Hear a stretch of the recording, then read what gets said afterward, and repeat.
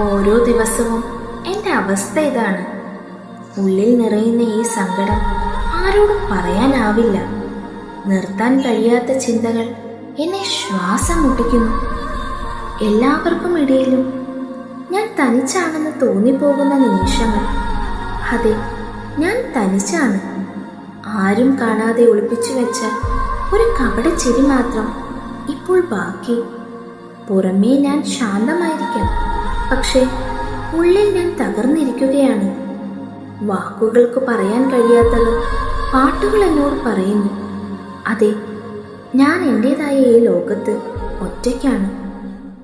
സങ്കടം വരുമ്പോൾ നിങ്ങളെ ആശ്വസിപ്പിക്കാറുള്ളത് പാട്ടുകളാണോ അതോ ഏകാന്തതയാണോ? താഴെ കമന്റ് ചെയ്യണേ.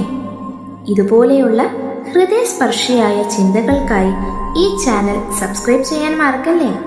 എന്നും കൂടെ ഉണ്ടാവണം. നിങ്ങളുടെ ഓരോ സപ്പോർട്ടും എനിക്ക് അത്രമേൽ വലുതാണ്.